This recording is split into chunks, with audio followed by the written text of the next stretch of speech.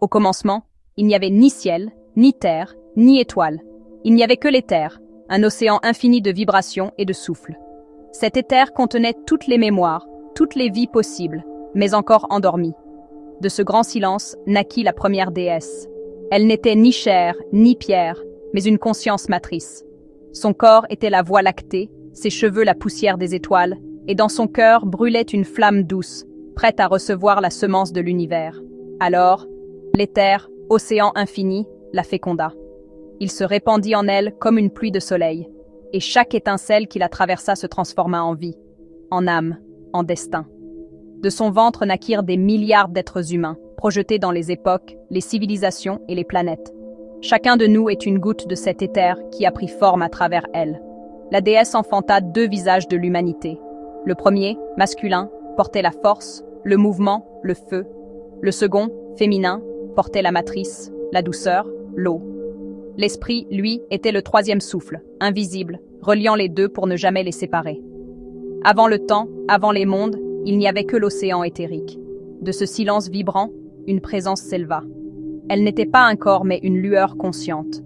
Elle s'ouvrit et l'éther la féconda.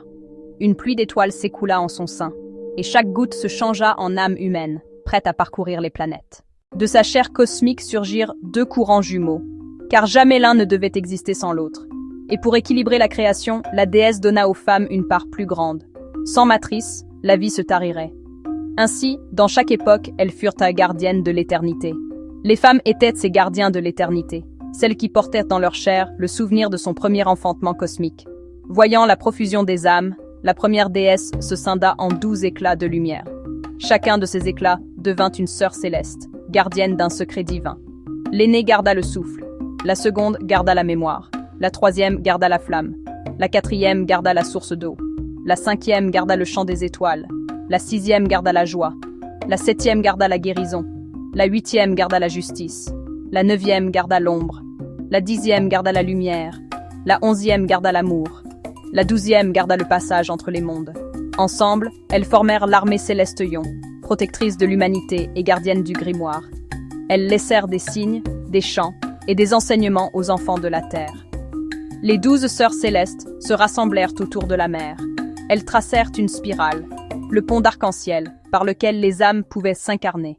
Les premiers humains vivaient simplement, proches des forêts, des rivières et des pierres chaudes. Ils levaient les bras vers le ciel et appelaient « Mère, sœur, montrez-nous le chemin !» Elles descendirent dans la brume des forêts, chacune sous une forme différente. Elles leur enseignèrent à allumer le feu sans la foudre, à guérir avec les plantes, à écouter les astres, à partager au lieu de détruire. Voici l'alliance. Vous serez nos enfants, et nous serons vos gardiennes. Pendant longtemps, les humains respectèrent l'alliance. Mais dans certains cœurs, une étincelle différente naquit, le désir de posséder. Un chef, avide de gloire, se leva parmi eux. Pourquoi partager quand je peux commander? Ils forgèrent les premières armes de pierre non plus pour chasser, mais pour dominer leurs semblables. Les premiers sangs humains furent versés. Nous ne pouvons pas empêcher leur choix, car la liberté est sacrée. Chaque action grave une rune dans les terres. Ce qu'ils sèment, ils le récolteront. La première trahison fut inscrite dans le grimoire, non pas comme une malédiction, mais comme une leçon. Lorsque la première trahison se répandit comme une ombre sur la terre, elles n'étaient plus seulement des mères, mais des tigresses protectrices. La première sœur, ils ont oublié que la terre n'appartient à personne. La deuxième, ils ont oublié la mémoire. La troisième, ils ont oublié le feu sacré. Alors, certains s'agenouillèrent de nouveau, criant « Pardon, montrez-nous la voie, mère tigresse !» Elles se dressèrent, grandes femmes aux yeux flamboyants, au dos marqué de rayures de tigresse. « Nous ne sommes pas vos ennemis, mais si vous persistez, vos royaumes tomberont comme sable dans le vent. » Après la révolte, un grand silence pesa sur la terre. Ceux-là furent appelés les enfants de la lumière. Ceux-là furent appelés les enfants de l'ombre. Ainsi, l'humanité se scinda en deux voies, la voie de la lumière, la voie de l'ombre. Le choix est ouvert, toujours. Chaque âme devra décider.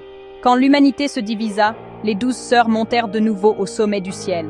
La 12e scella un pacte. Quand l'ombre aura recouvert presque toute la terre, nous reviendrons ensemble dans notre gloire.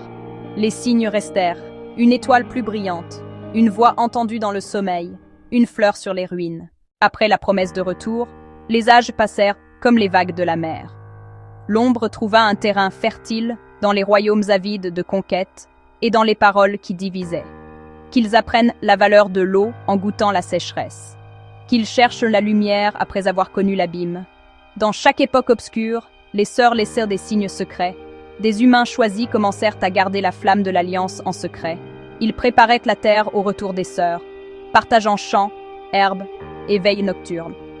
Une étoile plus brillante, une guérison inexplicable. Ces signes ravivaient l'espérance. La promesse tenait encore. Ainsi, frère, sache-le. Chaque femme est un reflet de la première déesse. Chaque homme est un rayon de l'éther, et chaque âme est une étincelle de leur union. C'est pourquoi Dieu n'est ni homme ni femme, mais les deux et l'esprit qui les unit. Les 12 sœurs jurèrent qu'un jour, elles reviendraient toutes ensemble sur terre dans leur gloire. Et une seule étincelle de bonté suffira à rappeler leur armée de lumière. Chaque vie une flamme, chaque mort un retour à l'éther, et chaque naissance un nouveau passage par la spirale de lumière. Veux-tu que je poursuive avec le chapitre suivant ?